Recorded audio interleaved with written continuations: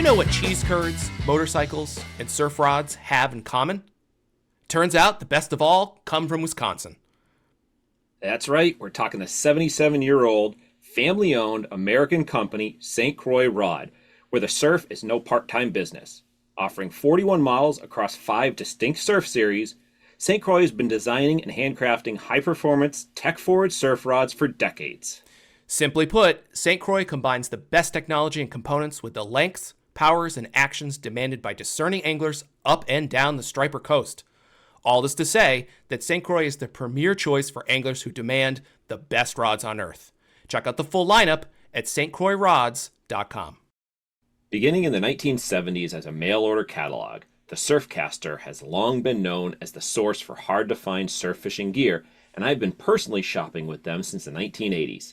They offer honest advice and the best recommendations regardless of your experience level, and will tailor their suggestions to what you actually need. As you would expect from a business that's been serving the surfcasting community for 50 years, their prices are competitive and delivery is always quick and secure. They want you to have the best possible experience in the surf and have the knowledge and inventory to put the right gear in your hands to make that happen. So check out the Surfcaster at www.thesurfcaster.com, and if you're in the area, stop into their brand new brick and mortar store in Shelton, Connecticut. Welcome to another episode of the Surfcast Podcast, and we're going to jump right into things today. I'm going to discuss sort of a concept that I work through in my head, how I approach dissecting boulder fields. It applies both to places that I'm pretty well familiar with, that I'm intimate with, that I've spent a lot of time at. It's how I look at brand new locations if I'm expanding, my research when I'm looking at new places, or in the odd chance that I happen to be fishing with someone at one of their areas, when I'm in some new water. So it applies equally to new and older water for me, but it's also something I'm constantly thinking about. And it's a concept of looking at a boulder field in the surf, very similar to a trout stream. Now, initially, that's kind of an odd thought, an odd connection, but it came about, at least in my head, and I've talked to other anglers over the years that have a similar thought process on it. So it's not something totally unique that I came up with, but it came about actually from spring fishing in the rivers, which in essence is just a gigantic version of a trout stream, meaning where the predators stage and set up their feeding lanes in relation to how the bait moves through is really similar. And it was directly pointed out on the rivers. Again, this was years and years ago when I was first learning. I went to a couple of seminars on how to fish around herring runs in the spring. So at some point in time, I was looking through researching the concept some more, working off of the rivers, and I started to see correlation to the boulder fields. How a striped bass sits in current and relates to rocks, similar to what a trout's doing in a trout stream. And it was easier for me, at least, to dissect it in this manner rather than looking at a whole boulder field and trying to figure out it. It was almost like a key to learning the language. That little trick if you're trying to learn a new language, Sure. Whatever that might be, because I only speak English goodly, no other language. Very much good. Yes, very much gooder. But I've heard, there are tricks to learning new languages. So that's sort of the trick to dissecting a boulder field came about when I break it down in a smaller manner. I look at just that stretch of water like a little trout stream, because trout streams, at least for me, where I trout fish, are anywhere from a couple feet across to maybe 30 feet. So I try to keep it in that scale. So by looking at it in that way, it's easier for me to sort of eliminate all this extra water, and you can kind of consider the scale being what I can cast to. So if I just assumed where my furthest cast was the other bank, and beyond that is just hard land, and I don't have to worry about that, I can kind of more easily dissect and approach what is right in front of me, what's accessible to my lure or bait or whatever I'm fishing with at that point. So wow, that's really interesting. Get into That's really interesting. So I did not know this about you, and I had never heard you say this before, actually. The idea of fishing a cut of water, a section of water that's that small, and focusing on it in a similar way. I have not, I don't know if I've ever heard a surf angler say that. I mean, I've heard plenty of anglers say focusing on a small slice of water and micro spots, spot within spots. I talk about it in my seminars. But to think about it more like a small stream is kind of blowing my mind. That's cool. Well, it's, if you look at it, you consider any ocean location. I'll be standing there looking at the ocean, whether I'm in even something that's somewhat confined, like Long Island Sound. I can see land, however many miles across it is. Or if I'm in Block Island and the next piece of land is Europe, that's overwhelming to me. It's to think that an 80-pound striper that I want to catch is within range of where I can cast I can't even fathom that could ever occur if I'm considering the scale of the Atlantic Ocean. But if I consider the scale of 100 yards out, all right, I got a chance. Yeah, well, yeah. 100 yards. Jim Carrey. So you're telling me there's a chance? Yeah. Dumb and Dumber. Great reference. Yes, great reference. Exactly. Great reference. So it helps me to accept it and build a confidence. If I just thought the Atlantic Ocean is where I'm fishing, my confidence would be nothing because it's just the scale is too large. So I think the first and most important thing for me to point out, in case the listeners missed it, or maybe it's a question then. So in these boulder fields then, water movement is important. We've talked about how important current is. And I think you're getting to this point again, right? Because if you're saying, okay, I'm treating these like a trout stream, there's an insinuation there that there is some moving, what I call lateral movement of water, which means it's moving along the shoreline at some angle, right? Is that true? And on the flip side of that, I think I already know the answer, and that's that you don't even fish it. But are there places that you might use the same concept of a trout stream that don't have that water movement? So yeah, definitely thinking it with the movement. And that movement can be the stream within my spot, let's say within that boulder field, can be larger or it could be smaller. Some places funnel the stream activity, the movement in closer to smaller areas. These are like the eddies, the bowls, the inside of a rock pile or a reef. So it kind of helps too to visually. But when I do consider it to a degree when there's less movement, because that's almost like, if you want to put it in the trout stream terms, it's like frog water.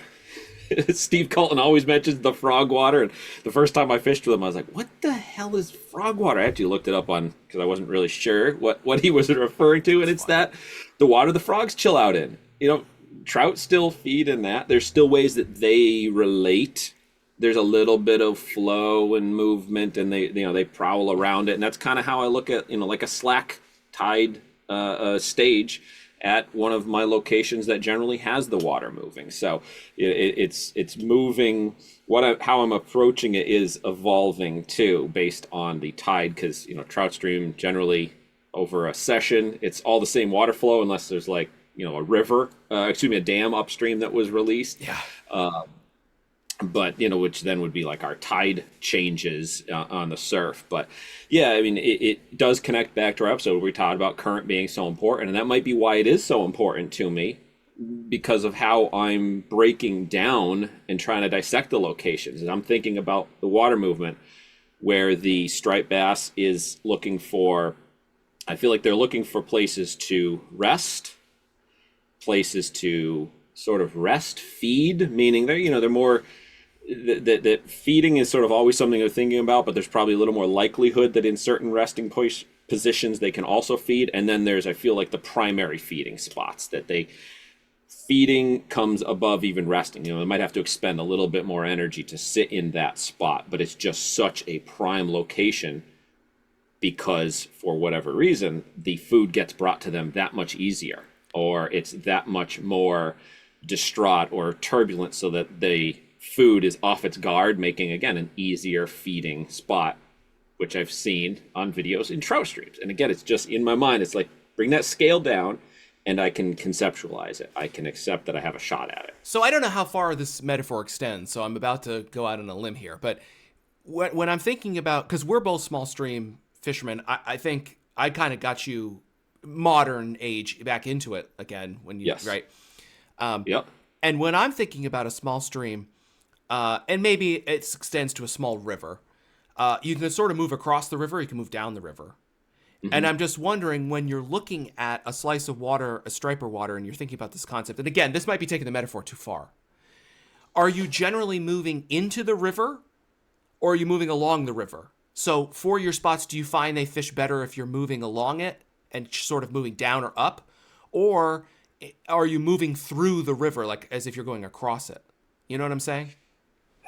I think I do, but let's see if this answers it. So when I look at a striper boulder field spot that I'm fishing, I look at it comparing to the trout stream.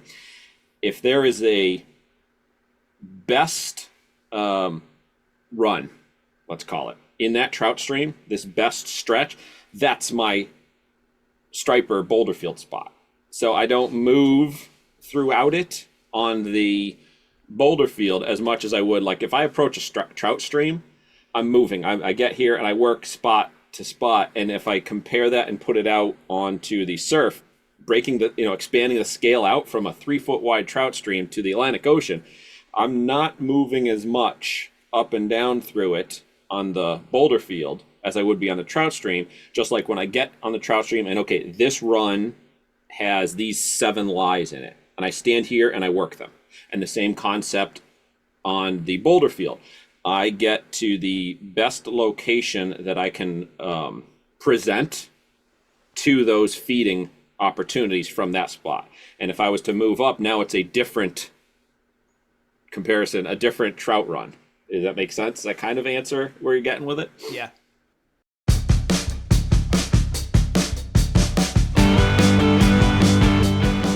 I bet if you added it up, more striped bass were caught from the surf last year on plastic swimmers than any other plug, probably even more than bucktails.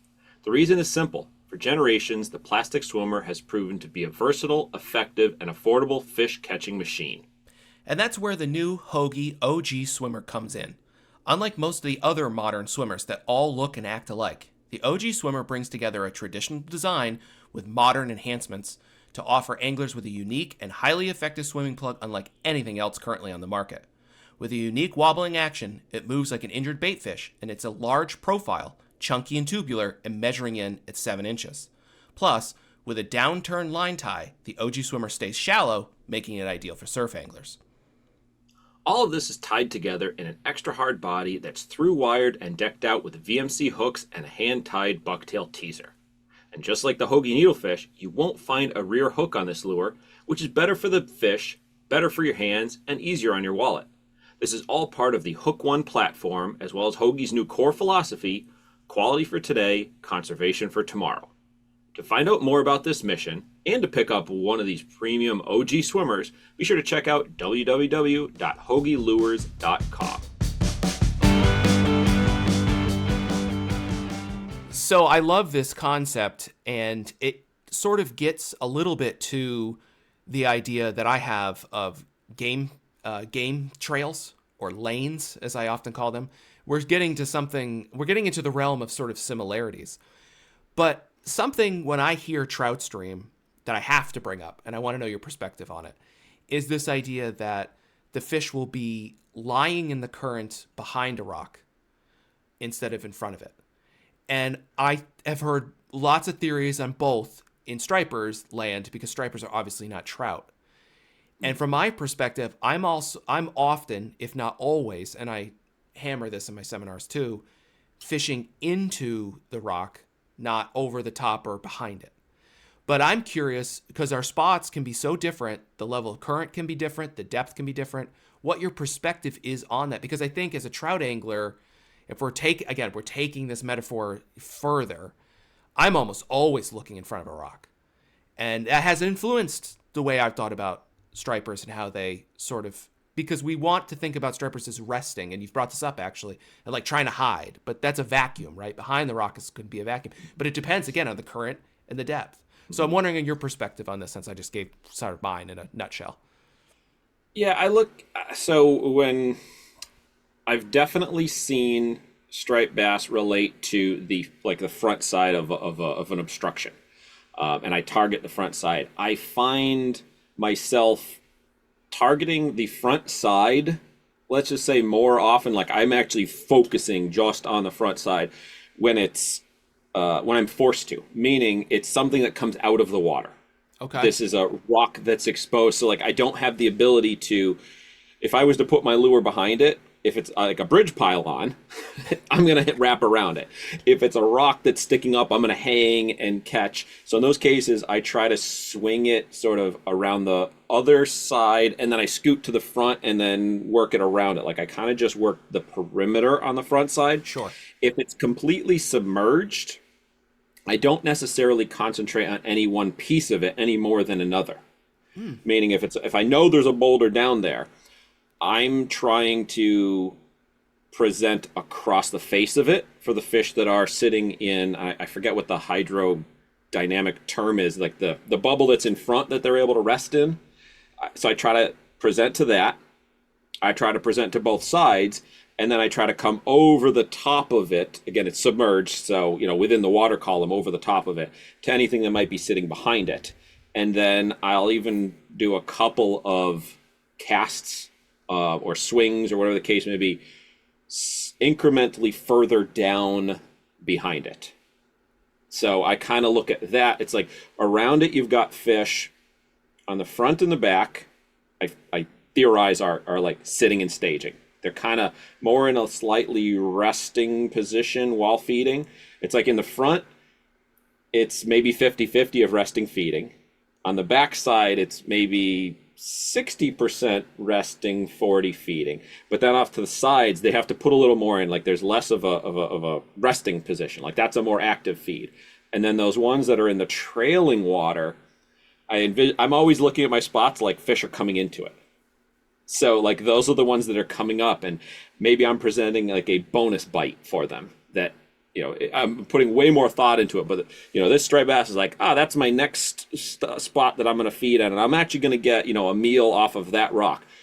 But hey, like a bite just came by. If I'm walking into McDonald's and somebody offers me a Twinkie, I'm eating that Twinkie even though I know I'm going to my McDonald's right there. Not that I like McDonald's. I don't know why that popped into my head as where I would be eating.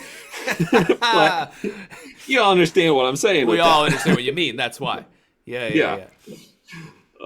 So yeah, I think I don't put all of the concentration on the front side unless it's something that's, above the water that forces me to do so. I'm not sure this is on topic, but I'm going to ask it anyways.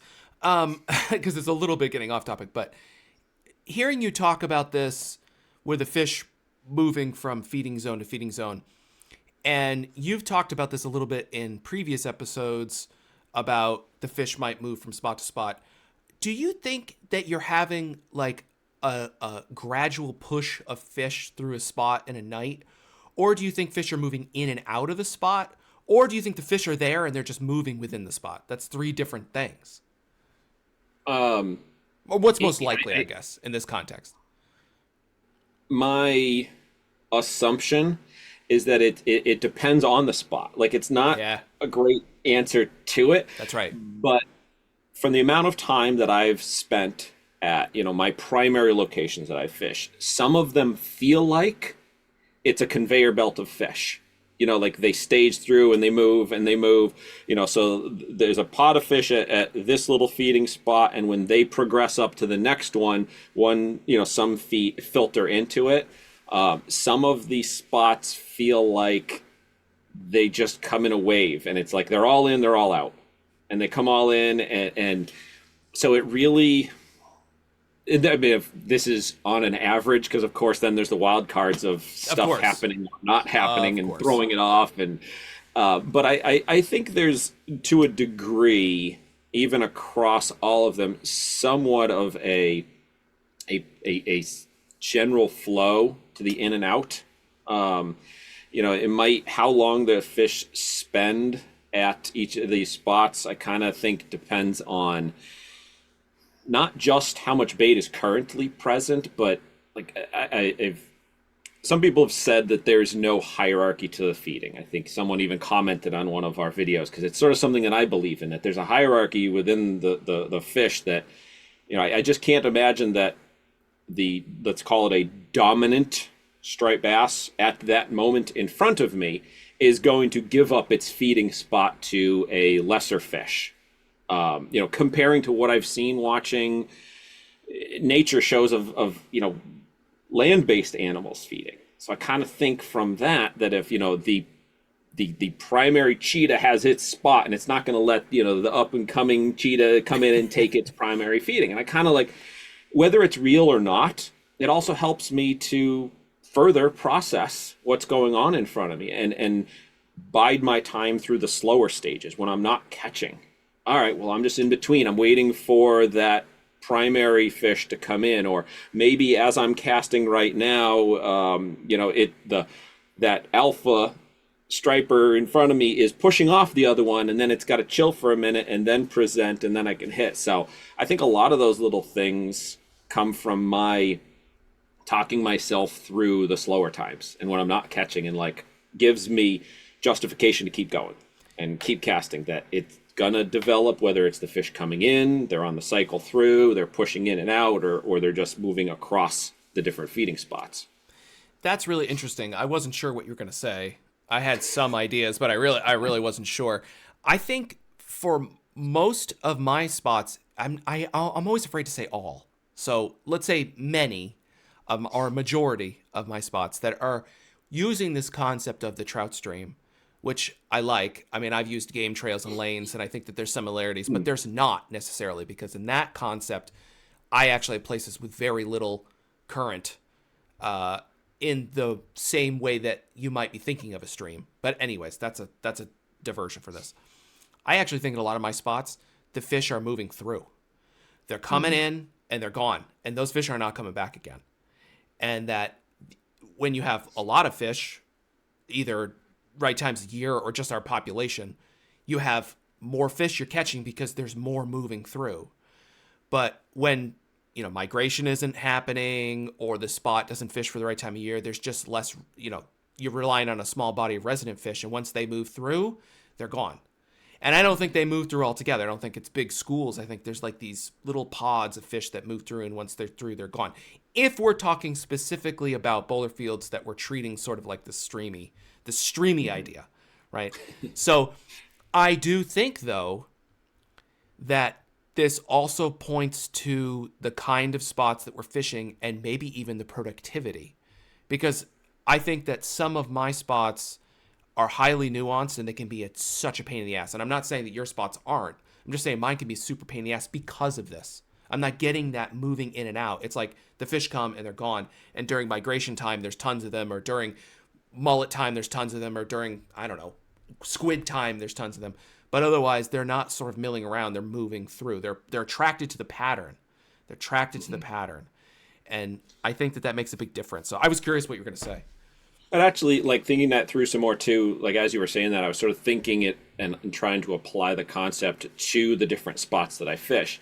And I definitely think the places that have a more, let's call it a focused stream connecting to the term on the trout stream. So like an area more like the trout stream, right?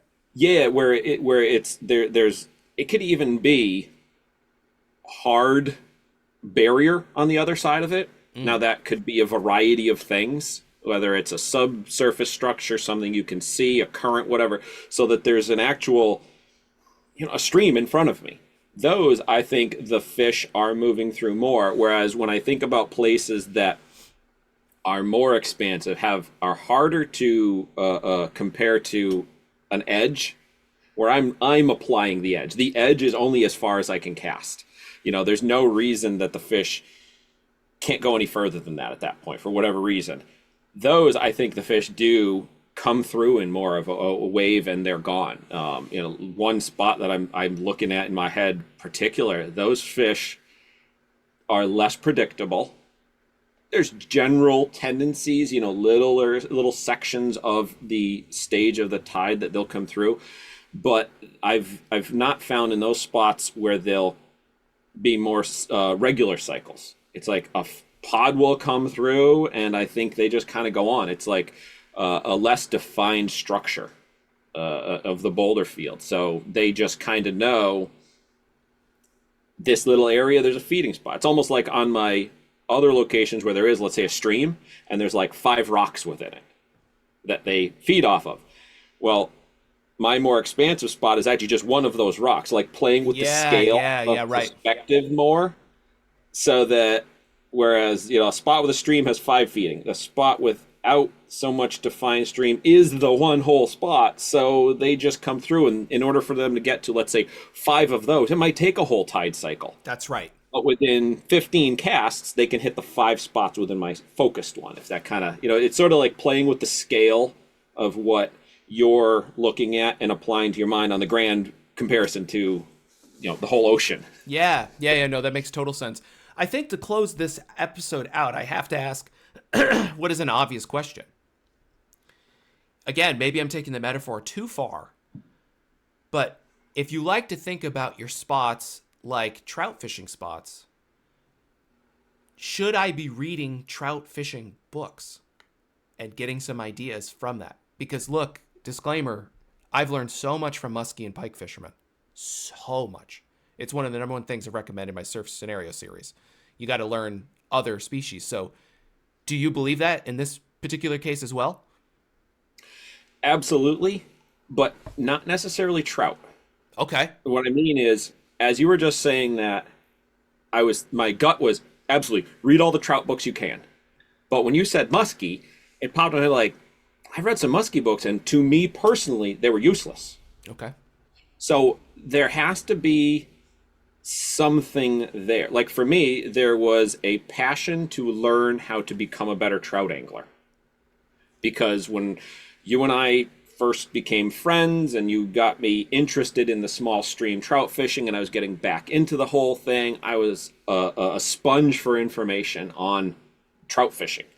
So I was really diving deep into it and reading things, and because I can never turn off my surf fishing striped bass mindset, I'm always looking at things from that with that colored glasses on, as they say. Yeah, that lens, yeah. Yeah, I was trying to pick the things out. So for someone else, it might be, for you the muskie, the pike side. For someone, it might, I'm sure there's things, I know there's things you can learn from the catfish, from tuna fishing, from all these different things. So I think it can make it a little more effective, potentially, if there's a little bit of a passion for you there, or a reason why you're diving into that, so that you're not just picking up, I'm not just going to a bookstore and picking a fishing book off the shelf and I'm like, whatever this is, I'm going to make it apply to stripers. And like, oh, it's carp. How am I going to do this? I have to, for me at least, I would have to have like that reason to be doing it. Oh boy, you just pissed off all the fly guys. You mentioned carp. Oh no. Now you've done it. Toby. We better end this episode because now we're in trouble. No, that's great, Toby. I hope people learned a lot from this, and I think that this is a meaty episode, but I agree. I think reading as much as you can from as many different species. I've learned stuff from so many different species. Overseas anglers too, who have other ideas. But I think that learning to read water is one of the most important aspects. And I think that's one of the things that the trout guys get right. And they really nail it, is reading water. And so get out there, read some books, learn to read some water, and get in your surf trout stream. This has been a weekly edition of the Surfcast Podcast. You can find out more about the podcast at surfcastpodcast.com, or definitely check us out on social media, Facebook, Instagram, at the Surfcast Podcast.